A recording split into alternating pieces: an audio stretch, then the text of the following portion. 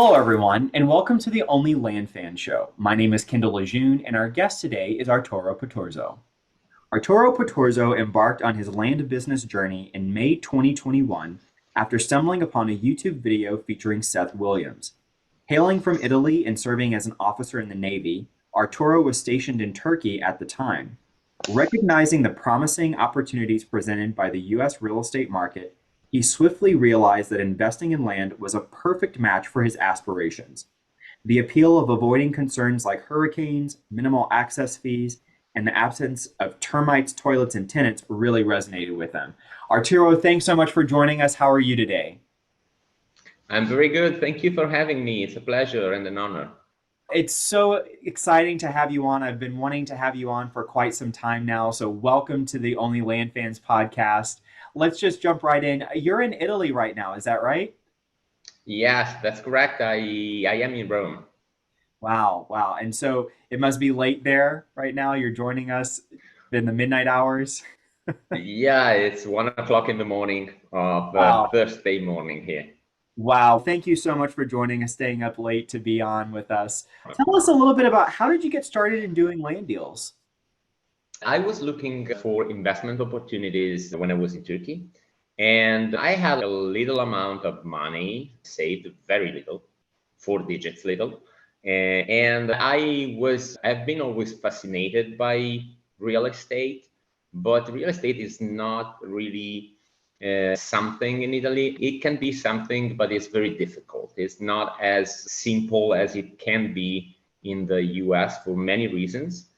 And even when you think about real estate, being an Italian living on this other side of the ocean, you still think about houses essentially, which even in the US, you need to have money to buy a house, or you need to be able to access the mortgage, which I'm not, because I don't have a social security number, so I cannot have a mortgage. So it's not something like super easy also in the US. Maybe easier and more profitable than in Italy in general, but not simple, not too simple.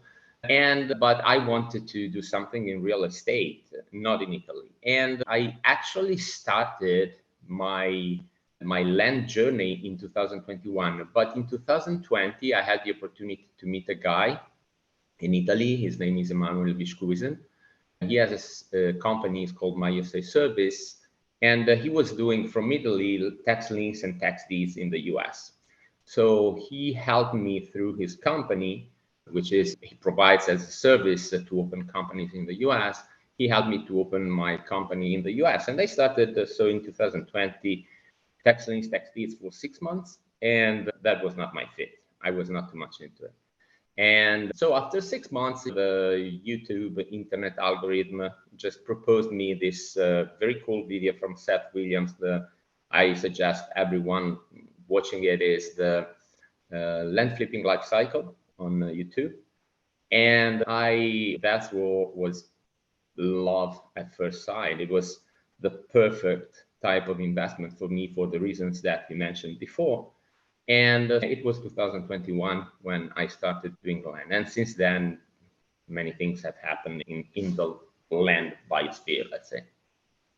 Excellent. And you mentioned Seth Williams, you mentioned YouTube. How else did you learn? Did you have mentors? Did you have coaches when you first started? How did you learn the land industry? Yeah, I started at the very beginning. I started just vetting some of them. And at the end, I had a couple. But at the end, Seth Williams was the one that I was feeling like he was not only good material. Of course, I went on Ari Tipster and his website, but also I liked the person very much. And so he looked like not very pushy. Actually, when I mentioned to him that I was considering him and another course, he said that other course is amazing, and I attended to that one.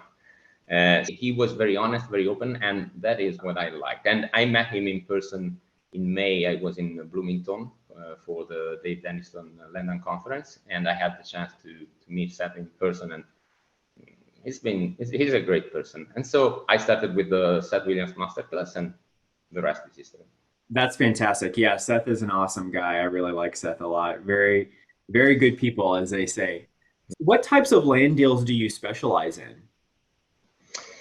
Today, I do mainly rural vacant land and semi-rural vacant land, which means for me 2, 3 acres plus.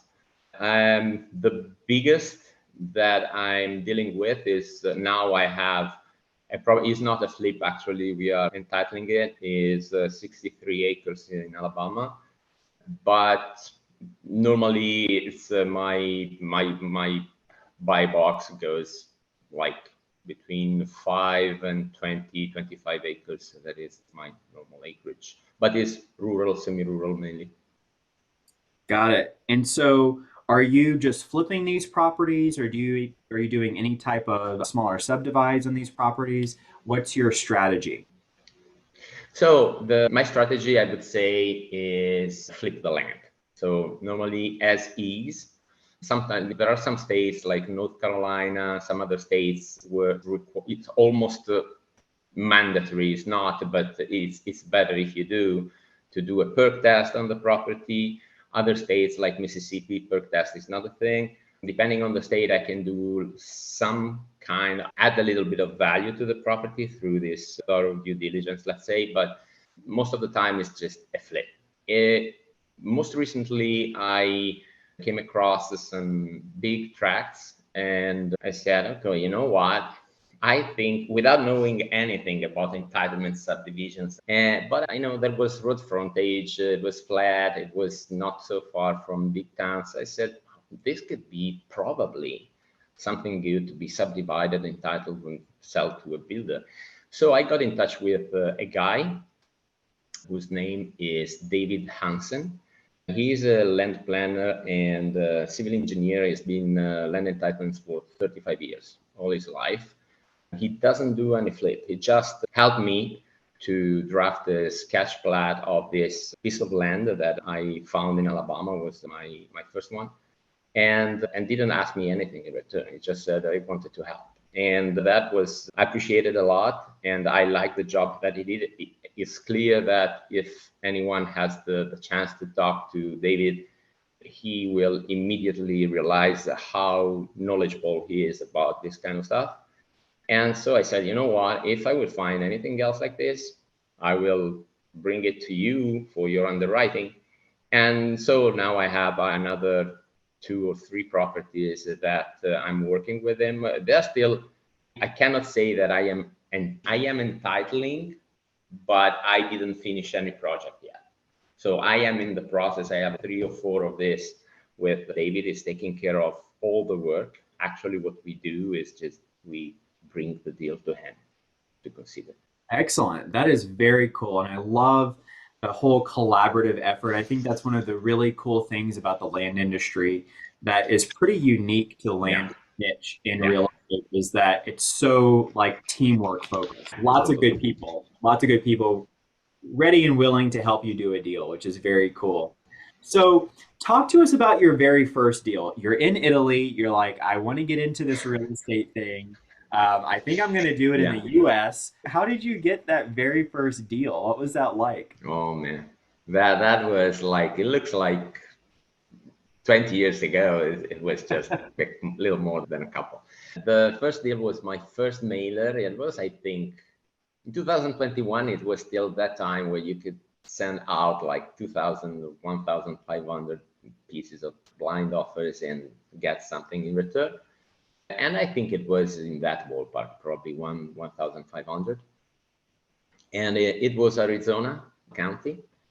And there was this guy that, and I didn't even have finished the masterclass, but I am very much, I take action. And I think Yes. this is something that everyone should, many times it's just, you just respond because you never feel ready and you will never be. So I said, you know what, if I buy some property, I will need to find a way to sell it. So let me buy them. So before I finished the masterclass, I just had learned how to buy a property. And so I sent out this mailer, and this guy called me. And actually, the mailer was for one lot, one infill lot, and that I wanted to buy for something like was $150 or $200. Yes, was something like that. And he said to me, you know what? I have 15 lots in that same area. And then we talked about the price, about the possibility to take all or not. Long story short, I bought all 15 for $300 each, so 5,000. And I sold after a shorter time to two different persons. One is a big investor who sold it like after sometimes to a way higher price, but it doesn't really care. And for me, that was the proof that it worked. And so I was super happy and super pumped. The good thing is that it was always self-closing. So I self-closed on the property. I listed the property on Facebook Marketplace and all the drill. And it was very educational. So I learned a lot of stuff.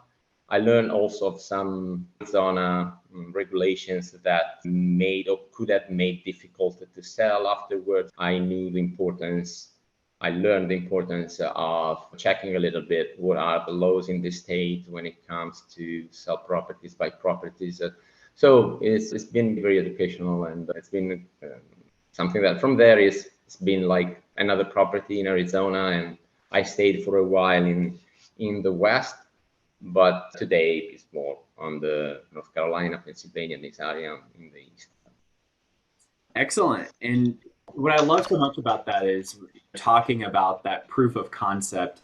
The cool thing about it is you didn't just buy one lot. You bought 15 lots for your very first deal. And so you're right. You are a massive action taker, which I love. Yeah. That's so good. That's so good. What were some of the biggest challenges that you had in doing that first deal?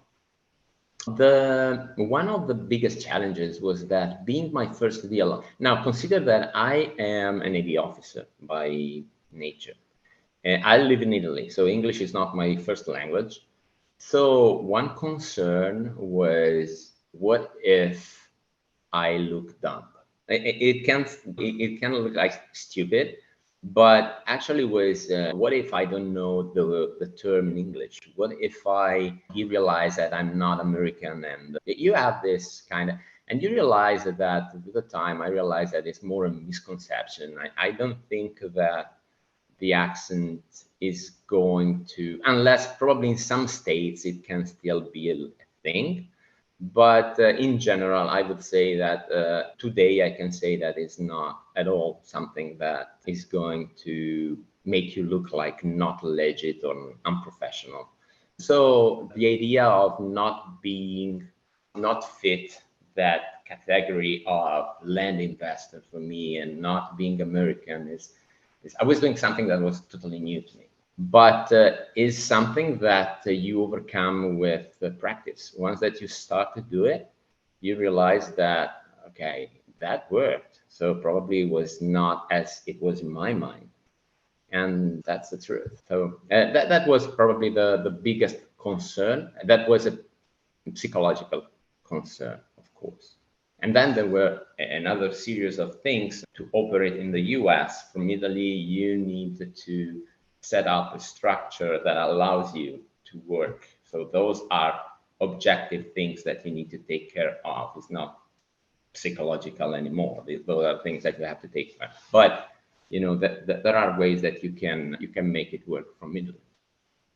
Excellent. Yeah, that whole mindset piece. I think so many people can resonate with that. I know I certainly can resonate with it. We all tell ourselves stories about what we think it's going to be like and what we think the sellers are going to be like.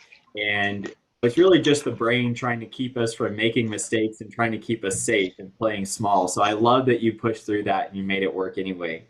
Do you still self-fund all of your deals? Normally, what I do is, if it is below 10,000, 12,000 or so, I could think to use my own money or to use a loan from, there is some land investor that is loaning money. But most of the time, every time that I can, I use other people's money and joint venture. Now, if you know that there is this requirement that, totally understandable, normally it's the 50% loan to value. So you need to be able to buy at 50%. It's also true that if you can buy it depends on the price point, because if you can buy a property that is worth 150,000 and you can buy it for 90,000, it will still be a good deal for me at least. But of course, a funder is going probably to not pass, to not fund the deal. So what I do is, in these cases, if I see a very good deal but I cannot buy at the price that I think the funder would like it, then I always propose double closing. So for me, it's a kind of a backup plan. So to my first offer.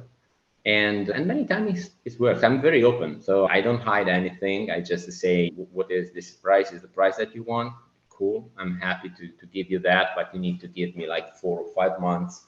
During this time, I will market the property, will find my buyer. Once that I find my buyer, I will buy from you. So it's not an assignment of contract or anything. And once that you explain things to people, you will be surprised on how many times they say, okay, it's cool. Just let me have my money. Yeah, at the end of the day, they just want the money. So I love that you're transparent with them. They know what to expect, so there's no surprises. I think that's when people start freaking out. But like you said, if they get their money, it's all good. It's all good. Yeah. How it happens. Nice. What advice would you have for someone who wants to get into this industry and they may not have a ton of money to be able to do deals? What would you tell them in terms of how they can go about actually doing deals with very limited money? The thing that I suggest is start with what you have. That you can find also, I heard about people looking, for example, Jaron Barnes is a supporter of this idea of finding properties on Zillow, those that are listed there since like forever, or Craigslist or whatever, and make an offer. And I never did. So that is a way. Another way is just start slow and low. Just send out the amount of letters that you can send out. If you have, I would say, you have time or you have money. So if you don't have enough money, you have some more time, just learn how to manage one of those platforms, for like a launch control, which is not probably super cheap. I use Area Reply for my texting, which is super cheap. That would allow you to save money. Area Reply requires like quite a steep learning curve.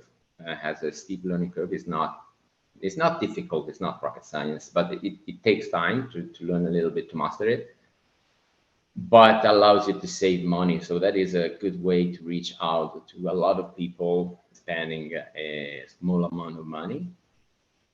Just being aware of the regulations, and it's for the people that should start now with texting.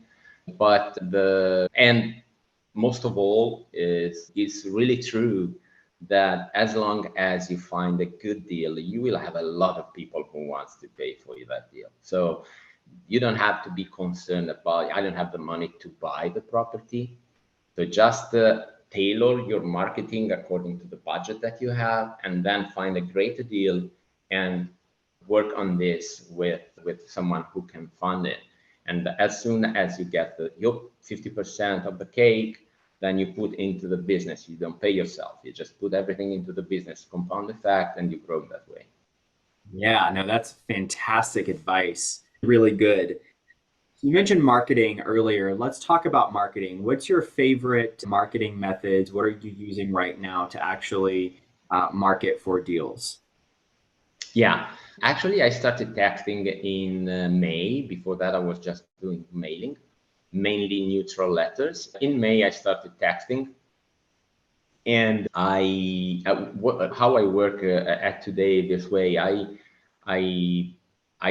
found I download my list from my data provider, and once that I download my list, I put it into the skip trace.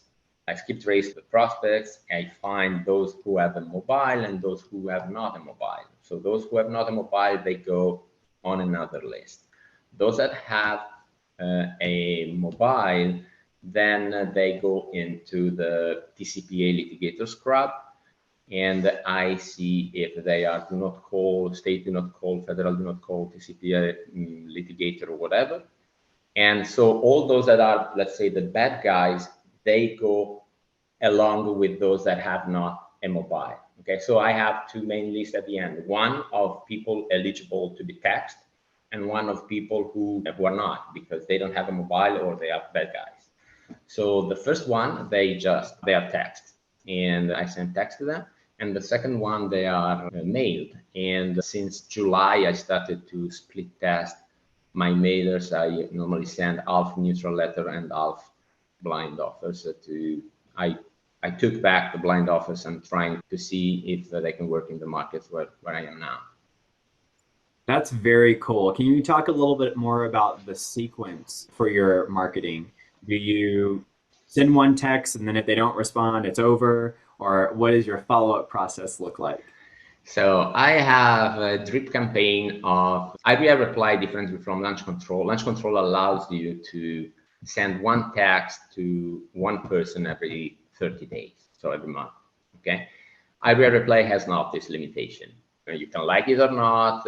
Someone will say it's risky, whatever. But so what my drip campaign is 7 texts in 1 month to each person who doesn't answer to the previous text. There is first text, after 3 days second, after 4 days the third, so on.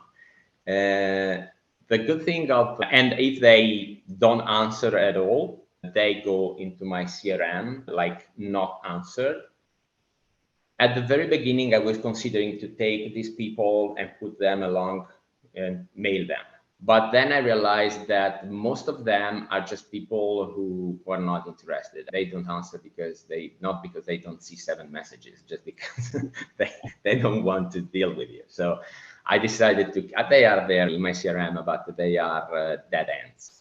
The good thing of ARIA reply compared to launch control, besides the price, in my opinion, of course, is that ARIA reply is very much automated. So even if I have a VA in the Philippines working for me, she actually is very involved in jumping on the first call with the guys that answer and want to talk to me. But she doesn't manage the pure texting thing, because the messages goes out automatically. And also there are also many possibilities to set how to reply depending on the words that the system recognizes in the answer of the seller. Actually, as I said, it's not, you need to engineer the system a little bit. So it takes some time. To me, it took 2 months that I stopped everything. I stopped marketing, I stopped everything, and I just started it. But consider also that I have a day job. So if someone can do this full time, probably would take way less than that. And so, yeah, it's the basic. It's a 7 texts in 1 month, and also the initial text and all the drips, the following drips, they are different. So I can select which type. For example, I have one text, the first text, you want to get an answer from them. That is the first thing. That must be possibly a yes. So I have one entry message that is, we saw this property in blah, blah, blah. Is it really XYZ acres? Or are you really the owner?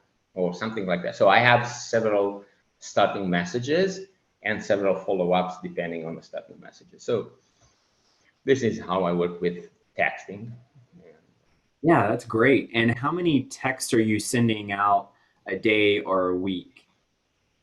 Yeah, so that is actually what is a little bit frustrating for me of texting. I'm sending out between 4,000 and 6,000 a month, which is not a lot. Right. But to have those 4,000, 6,000, because of the TCPA litigators scrubs, because of those with no mobile, I have to download something like 15,000 records, which means that those that I'm not taxed, so the remaining 10,000 of the 15,000, okay, the remaining 10,000 are people that I should mail. So if someone wants to apply this kind of the same methodology that I use, thinking to save money, actually you really don't, because yes, you send text 5,000, but after you have 10,000 that you can decide I don't send mailers, and yeah, okay, you don't send mailer, it's okay. But if you want to send mailer, you have to send mailer for 10,000. And unless you were doing more than 10,000 before starting texting, you're going to spend more. There is people, I was talking with Ajay Sharma. There is people who does texting, he uses launch control, and he doesn't care about all the rest. He does just texting. All the rest is just in the bin. It's not his problem, which is an approach, can be an approach also. Sure. Yeah, absolutely. But and that's a really great point. One of the attractive things about texting is it is so cheap in comparison to mail, right? So you can send a text for a penny or a couple of pennies compared to a mailer that's 55, 65 cents, sometimes a dollar. But you will eat through a lot of data to do that, right? Like Yeah. it'll chew up a lot of your data. That's really interesting. So you mentioned earlier that you're specializing in rural vacant land that's 2 to 3 acres. What other criteria for deals do you look for when you're trying to figure out if this is a deal that you want to do? Consider that if you need to if you need to download many records to get those 5,000 or whatever, and I'm considering also now by November, I consider to duplicate or triplicate my marketing effort. So I will need to download many more data. You cannot be too picky, okay? I don't use so many filters. I target everything that is commercial, industrial, agricultural, residential, 2+, possibly sold before, let's say, not sold in the last 7-10 years. And if I can make it, I love to target out of state, out of county owner, but this is difficult. Once that you use that filter, you cut out a lot of people. And actually you have to have 5,000 records in North Carolina, you have to target all North Carolina. So it's impossible if you use that filter. Yeah. So these are the main, let's say. Excellent. And how do you pick your target market? Like, how do you pick which area you're going to be focusing on? I normally try to, the thing that mainly drive my decision to pick a county and the state also, but mainly a county, is the presence of activity. So there must be like a balanced sold to for sale ratio. I don't target areas where sold are super hot areas where sold are way higher than for sale. I take as a reference time 12 months. So everything that has been sold in the last 12 months. And as many of us, I check all that the yellow little dots on Zillow, and I see and I try to compare. I have a spreadsheet like probably most of us has, when you do the ratio and you see the ratio and you pile up, and then I decide those that are there is no activity at all, and those that are too hot, I exclude. I take what is in the middle. Excellent. Excellent. And so whenever you are running a campaign, when you're targeting these market areas, is it, you mentioned 2+ acres, is it 2 all the way up? There's no maximum, or is there a maximum? Yes, normally I don't put any maximum. If I find someone who wants to sell me like 1,000 acres, I will find a way to buy it. We'll make it happen. Bring it on. I find someone, don't worry. I'm sure that there is people, I mean, if I can buy a good price, I'm sure that there is people that wants to do that. So For sure. yeah, I don't put any limit, but it never happened. Yeah, the most that happened to me was a guy that reached out to me. He had 156 acres. I was not able to buy, but that was the biggest piece that was offered to me. Nice. And how many contracts are you getting a month? Say, if you're sending out 4,000 to 6,000 texts a month, how many contracts are you getting out of that? Between the text and the mailer, today I would say that I three contracts out every month, more or less. Yes. Very good. And what's the average spread on those deals? Consider that I try to, for me, a deal is acceptable when I can put into my pocket after that I have split the profit with my funder, in case I have one, $10,000. So if I can do that, for me is because I have to factor title companies and commission fees for the agents and all this kind of stuff. Absolutely. Yeah, that's fantastic. And so jumping over to the dispo side now, you mentioned agents. How do you go about selling your properties?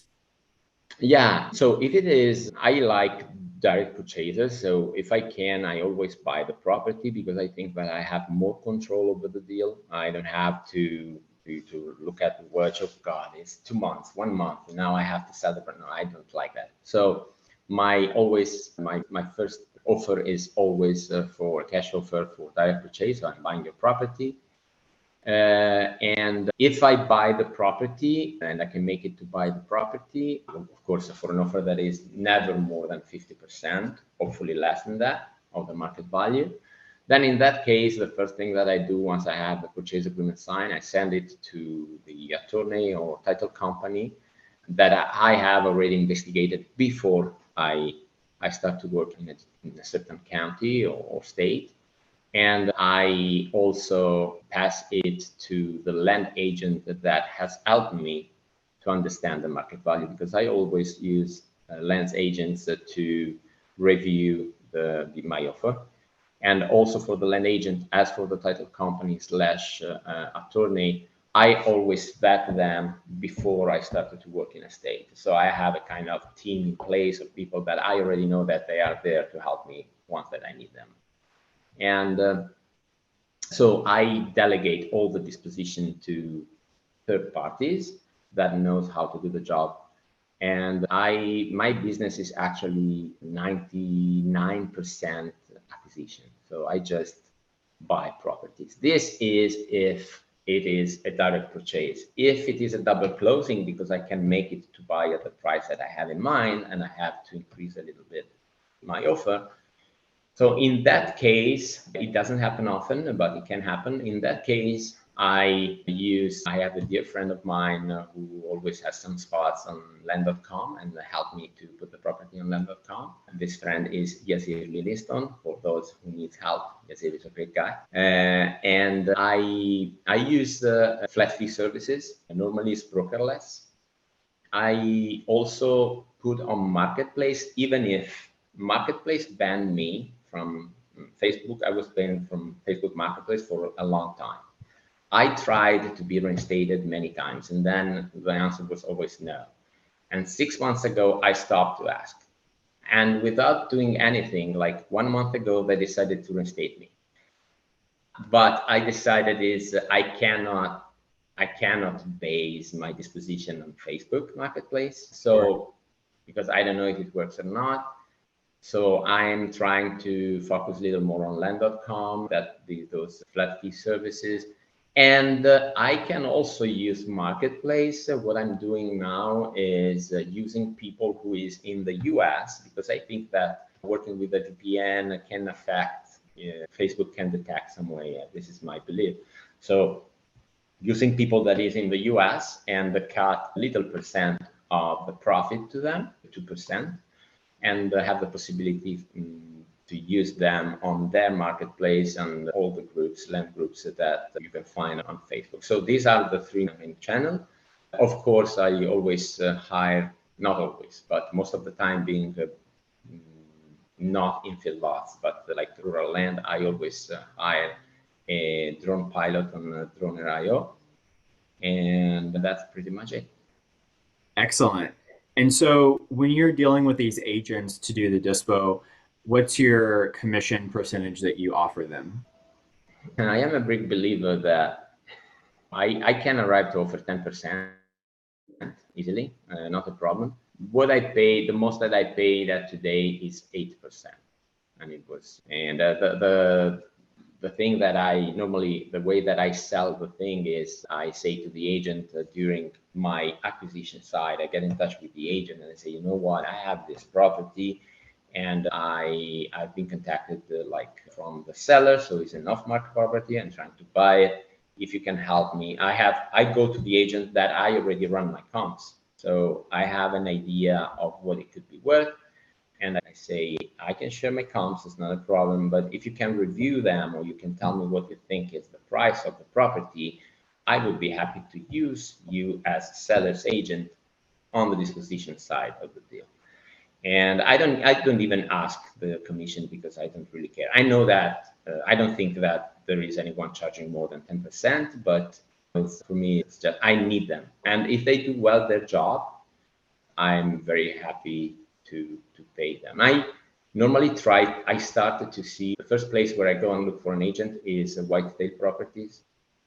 But lately I found also some good guy on Zillow, I can tell you.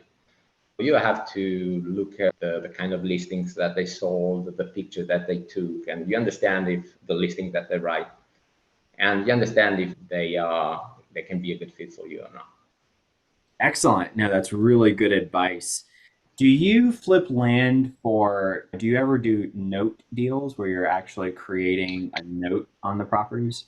This is a great question. No, never. Never. And I would be very much into it. I think I would love it. I love cash flow, and that would be a great way to do. I can also tell you that it doesn't scare me, but I am aware that probably to request, especially at the beginning, it's not probably as simple as a simple cash deal where I know how to do it. It requires a little things you have to set up the payment processor and the promissory note and whatever it is. So I know the theory. It's very well explained in this course from Seth, but I never had the chance. I normally, especially if it is double close, but normally I leave this like an open option to my buyers. So if you want to, you can. Lately, I was also considering buying with the seller financing. That seems to be something that is coming out now. It's talking a lot about this buying with seller financing. So I don't know, but it's something that I'm going to explore for sure. Yeah, yeah. Keep us posted. I'd love to hear about your Yeah. journey to the creative finance space. So, what are some of your main deal breakers? If a property comes across your desk and you look at it, and what are some red flags that you say, okay, definitely this is not going to be a deal? For me, is access. So if there is no access, I know that there is people who specializes in landlocked property, other people that buys everything that they can find. For me, access is a no-go. Wetlands, it depends. And same is for a flood zone. If you buy in a flood zone in some place where flood zone are not a thing, where there is no flood zone, then it's going to affect negatively your property. But if you buy in a flood zone in Florida, probably, and you look around and it's a flood zone, but there are houses all around, so probably there is a way to make it work. Normally, flood zones are not a deal breaker. So I don't look just at how much is in flood zone, but also where am I? Where am I working? And wetlands is more of a problem, even if also wetlands, if normally the idea that I have, if it is more than 50-60% wetlands, is a no-go.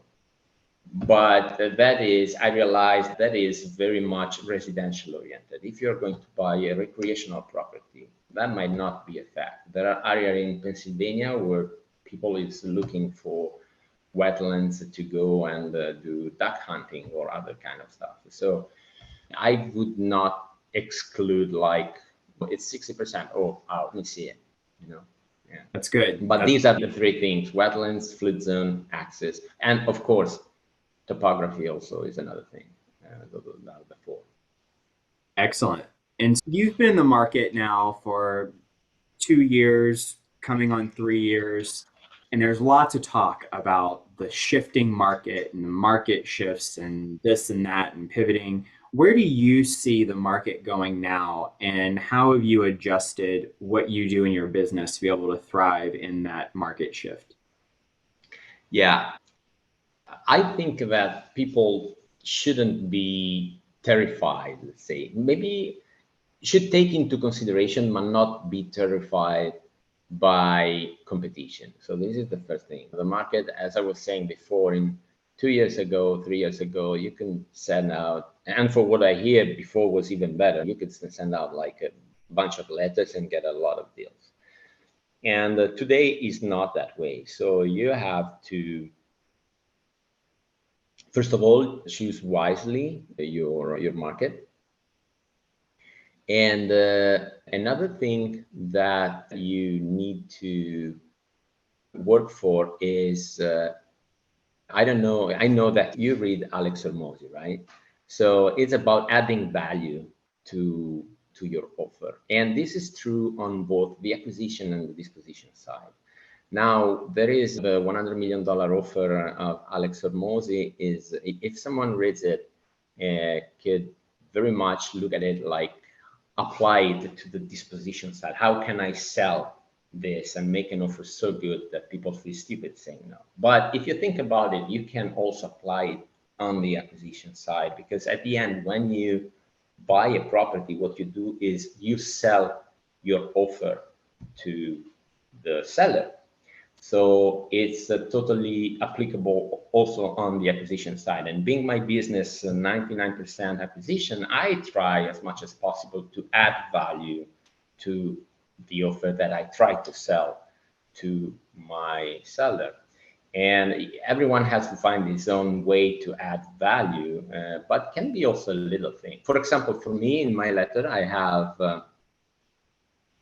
and I understand it can be a little thing, and sometimes someone says to me, if you think that I can do for that, you're stupid. But in my letter, I say, I know what, if you sell your property to me, I can send to you Amazon voucher for $250 at closing, or you can choose a hotel gift card for same amount. And so at closing, I send this as a token of appreciation. This is a little way to add value, but it's just an example. So it's you need to find a way to add value, which can be also just the way that you present your letter. So how you differentiate your letter when they have 10 letters, one pile upon the other, how can make your letter more appealing? They have to take one. Why they should take yours? Could be the color, could be something that is written there.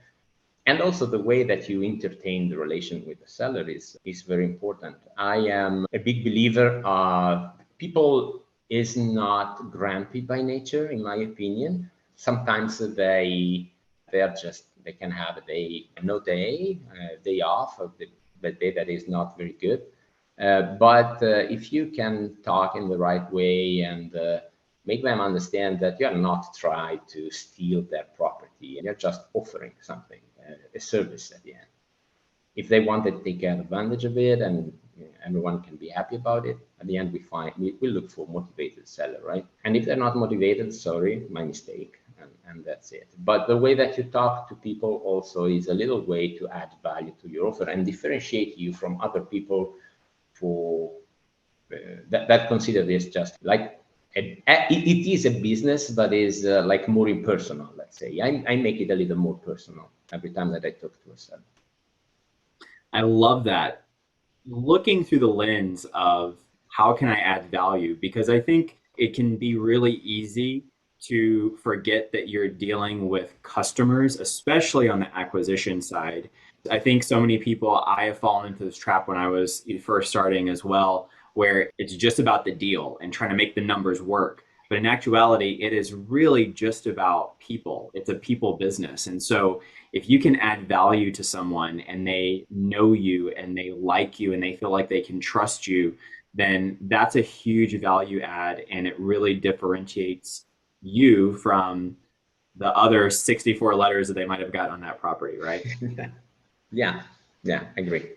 Love that. So let's talk a little bit about new people in the industry. If someone's listening to this and they're like, you know what, I'm going to follow in Arturo's footsteps. I am not in the US, I'm in Spain or I'm in Germany or something. I want to do deals in the US. What are some of the activities or actions that you would consider to be necessary to move the needle for new people overseas wanting to do deals in the US? Yeah.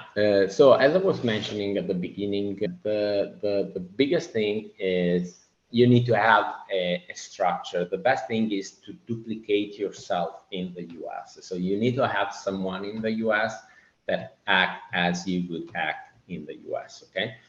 So to do that, I use a person that is the manager of my company. His name is Tony Durante. He's an amazing person. Has become a friend. He's Italian, but he's been living in Florida since many years, now a few years. And he's married to a US girl, has a kid, and blah blah blah. And what he does actually, not only he helped me to my day by day things. Like today, for example, I had to send some closing documents to Mississippi, and he went to the post office and went to take the cashier checks to the bank and all this kind of stuff. But he also can help and has a company that allows you to start your business, land business mainly. I mean, for me, it's a land business, but he works also for other type of business, from Italy to the US. So he takes care of everything and open the company, open the bank account, and all this kind of stuff. And he works very well, and he is very reliable. He is also very helpful because in my operating agreement, he can sign on behalf of the company. So every time that I need a wet signature on a paper, he is in charge. And if someone, I don't know who is this Tony Durante, to put on the operating agreement, you can still do a power of attorney to him, and he would be happy. So on a case by case. But so the first thing is to find a person like Tony that can duplicate you there, because you need to open a bank account without being in the US. There are some online banks that you can do, like Mercury, for example. You can do from everywhere without being in the US. But if you want a physical bank account, that for me is the best, because I like to talk to people if I have a problem. Then he can do that. I have bank accounts in Truist, for example. I had Bank of America before, and that is one thing. And then you have to, but this is not about the architecture, let's say, of your business. It's more about the normal struggle of the business. You have to take into account the time zone. Because if you have someone that says, I cannot do it, it's too late, it's too early, or whatever, it can become a problem. But normally when you start a business, you take into account the hustle, and you do what you have to do to make it work. So that shouldn't be a problem. If it is a problem, you should question yourself and say, I'm not sure that. Probably that is the good thing for me. So these are the things. Another thing, of course, is I suggest to whoever does not speak, I don't want to say I don't think that my English is good. It's good enough to talk to other people on the phone, independently from their accent, even if I can tell you that when I have to talk with people in Mississippi, Louisiana, sometimes it's a struggle. Sometimes it's a big, but in general, you need to speak like a decent English. So if you think that you can do this from Italy, from everywhere, not speaking English, or doing 2 hours work a week, you don't. You need to put in the work. You need to speak English. You must want it. So if you want it, you find a way to do it. And from the structural standpoint, I would suggest to find a person like Tony. He can take care of everything. Of course, you also have to take into account the taxes that are involved, because you're not American. So the best thing is to find a person in the US that is specialized in dealing with foreigners opening companies. And there is this great guy, his name is James Baker. He's American, and he's a CPA. He is a big CPA. He has also a YouTube channel. If you go on YouTube, you find him. And he is specialized in helping foreigners to open companies in the US. So he knows everything about taxes. And he has been also a land investor with the Land Peak program. So he knows our business also very well. And beside the CPA in the US, it's better if you also have someone in Italy that advise you, that must know about international taxations and this kind of stuff. But other than that, this is it, I think. Love that. So much great information with that. Thank you for sharing. So Shifting gears a little bit, what are some of your favorite things about the land business? I like the land business for so many reasons. I don't think that I think that I will always do land. I think that at some point, probably I will start to diversify. There is a lot of people that talks about, oh, you need to diversification. And so they do like cryptocurrencies and stocks and real estate. Now, I'm more like, I do real estate. I one product, one channel, one avatar, you remember? So Yes. this is, for me, is land. I do flips. Now I'm looking a little bit at entitlements, but it's still land for me.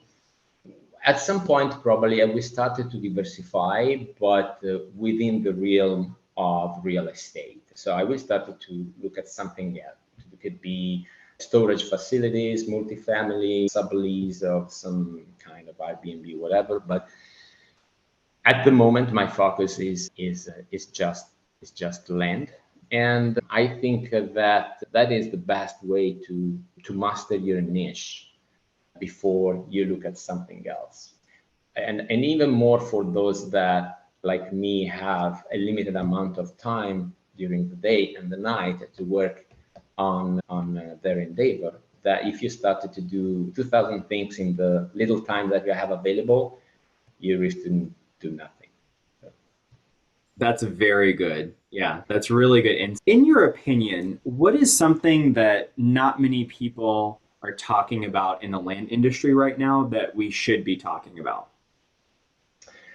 I think there is a lot of people that talks almost about everything, everywhere, about land. One thing that should be talked about probably is, where are we going with marketing? I am very much into, for me, like my in the 80-20 theory, let's say, the principle, the 20 that provides me the 80% of my outcome is the acquisition. And into the acquisition, the 20 that provide the best of my acquisition is marketing, of course. So marketing is really the main cog of the old mechanism, of the old engine for me. And I think that we should question, where are we going marketing wise? Because mailers, that in my opinion, mailers are still the most effective way. So I do texting, but I still think that mailing are the most effective way to convert a deal, not to have people contacting you. So I'm not talking about response the response rate. I'm talking about conversion rate now. The best way to convert for me, according to the data that I have on my KPI since May, which is not a big reference in time, but I started now to run my numbers, and I see that mailers are still the best way for me to convert the deals. But it's also true that the cost of mailing is going up and is not going down anytime in the future. So where are we going? At some point, will we be able to send mailers and still give sense to this channel? Or if not, what should we do? Probably texting. I don't know, probably texting. And that is the reason why I started to do texting. Now, with texting, there are another issue, that is, what about the regulations? Are they going to be stricter and stricter? You know, the CPA. So there are things that should be discussed, and I don't know if there is an answer though. So probably we will see. And the risk is that it will become easier to do this business for people who has the money to send out mailers, essentially. So the risk is that it will become a business not for everyone. And this is my biggest fear. But we will see.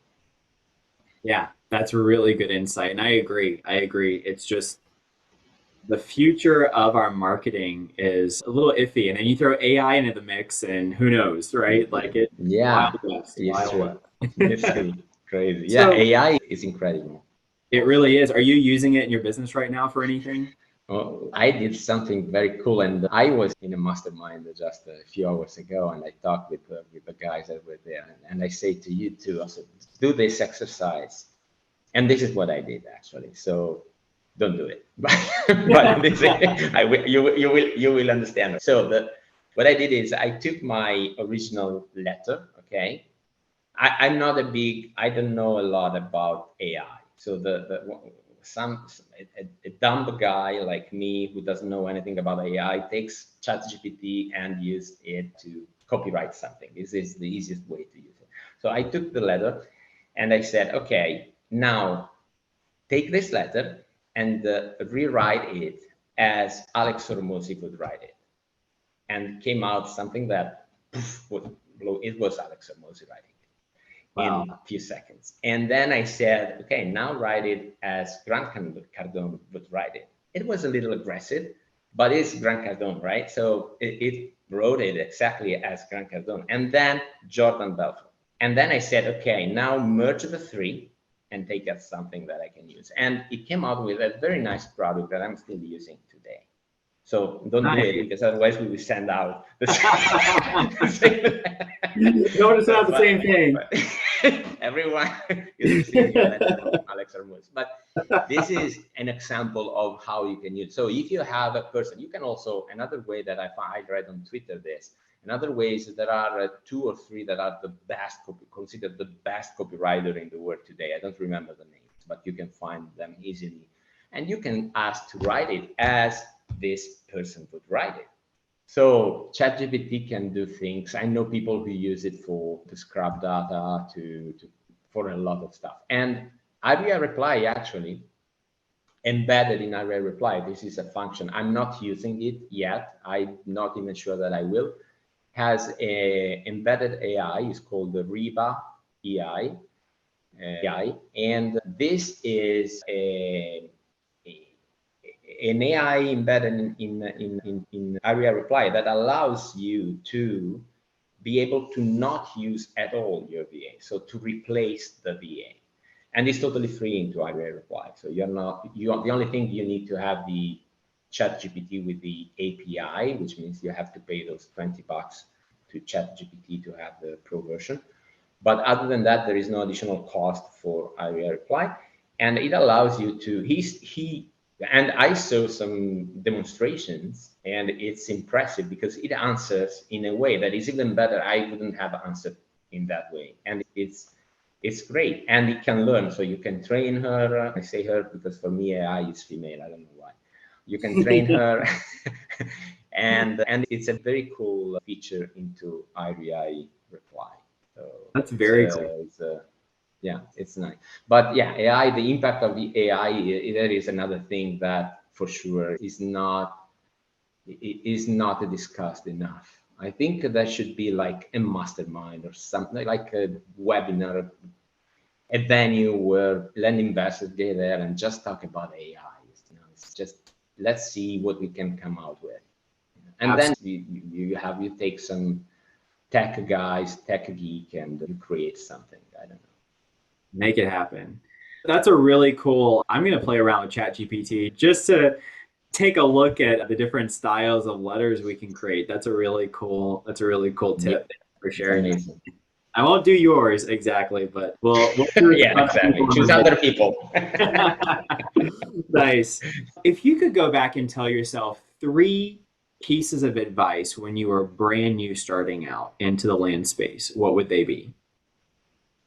Okay, the first one is not that I need it, but it's something that I feel to suggest to whoever is starting is, as I was saying at the beginning, is take action. Do not wait to know everything, because you will never know everything. I learn things every day. And so the first thing is take action. The second thing is use as much as possible other people's money. Don't waste your money in buying properties. That is, you are happy, you have this immediate happiness due to the fact that you have probably a big chunk, of money coming in, but you have spent all the money that you should have allocated to marketing. And so this is not good in my opinion. And another thing, and probably the most important one, is absorb knowledge. So you have to study, you have to learn, you must be passionate about what you do. And I read a lot, I consume content on, I don't have a television. I have that one here is a projector, and I have a wall there where I see like YouTube videos on my wall about business, about land. They are very useful, not necessarily about land, but just about business. They keep me in the mindset. At the end, I think that to be focused and to be a little bit, there is this book from Grant Cardone, is Be Obsessed or Be Average. And that is really true. You need to be a little bit obsessed, which means also to make choices like, as I was mentioning, if you are, no, I want to go to bed, I'm too tired, or no, I need to go out with my girlfriend. Very understandable, but sometimes you have to say no. I have to work, and that's it. So you must be committed enough to make it work. And it works because I don't come from real estate. I am not a native English speaker. I am doing this in this moment from Italy, and I do it. And so everyone can do it, actually. So it's something that for those who started to not feel like, oh, it didn't work. So no, yeah, I quit. Just stay there, do the boring work for enough time to make it work, and you will see success. So this is the third piece: be committed and be motivated, absorb knowledge. Yeah, that is a good thing to do. Gold nuggets right there. That's so good. That is so good. What makes you feel inspired or like your best self? Sorry, say again. What makes you feel inspired or like your best self? What or who? Either. Okay. The inspiration that I get, I don't need, let's say, I don't need someone that I need to follow to be inspired. I can inspire myself. I do deals and I'm pumped and I put more work and I go on. In this sense, I don't have a reference or someone that I look like, ooh, like this, I need to do this. I try to catch things from many people. So I steal things from many land investors. There are people that like Seth Williams, of course, and Justin Sliva and Dave Denniston. I met these guys. I had this opportunity to attend to Dave Denniston London conference that has been an amazing event for me. It was like a couple of days, 3 days that I full immersion, like not only during the day, but also we were going out to dinner and we were all obsessed. So you can imagine this group going around in town and always talking about land. So it's been very nice. And other than that, and also because I think that everyone does things in a different way and everyone make it work. These big names, Callum Faulkner. But if I have to take one person that I look at and I say, when I want to be like him or her, is Hormozi. Alex Hormozi is really, for me, the prototype of businessman. Is very much, I think it doesn't belong to this world. Is one of these guys like Elon Musk. They are wired differently. You know what I mean. I mean, Yes. he's very different from most of the people in the world. But business-wise, I think he is everything that he says, and for the people who don't know him, just look for him on YouTube. He is really, what he says and the way that he says, you can learn a lot of stuff just by the way that he says the things in his videos. And there was the launch of $100 million leads, and I attended to that. It was an online event, and it was fascinating the way that he sold the book and the work that he did. There is a lot to learn from him. Probably as an inspiration, let's say, it's more like an example. It's where I would like to arrive. Love that. Yeah, definitely an impactful person for sure. Yeah. Yeah, absolutely. And you can, like you said, you can learn a lot, not only from what he teaches, but how he teaches it and Yeah. seeing how he goes about things. Studying the how is really very cool too. Really neat. What would you consider to be your superpower? My superpower, I think, is I can make people feel comfortable when they talk to me. This question was asked to me in another podcast from Seth. And actually is when I talk to people, as I was saying, I don't think that people is grumpy by default.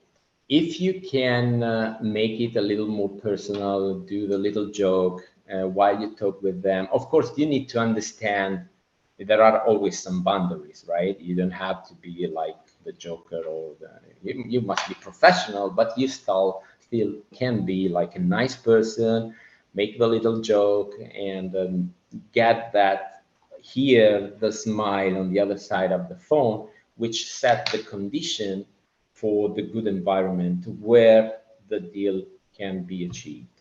So if you can create the environment by just being nice, you're not cheating. I am quite a happy person every moment of the day. So I think that there is always a reason to smile. So I like to keep it very, very personal. And it's not just, okay, I am armed with blah, blah, blah.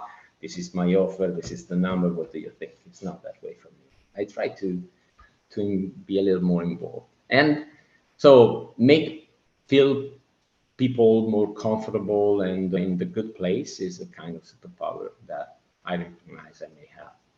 Yeah, that's really important. That's really important. How you make people feel is a big one. Yeah, I think so. I don't think that many people really think about that. What is the experience that people have with you whenever they meet you? So that's very cool. What's your biggest passion?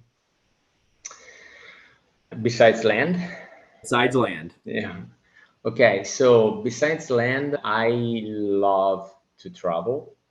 I try to travel as much as possible.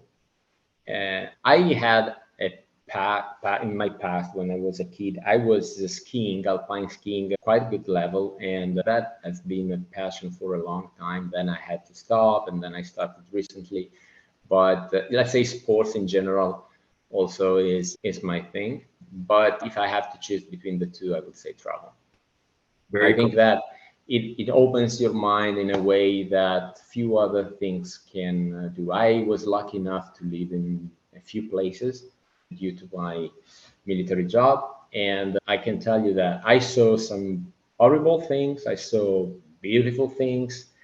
And they both left something in me that today I'm grateful that I have. So I was lucky because there is people that cannot even feel what I felt when I saw this thing. So I consider myself lucky.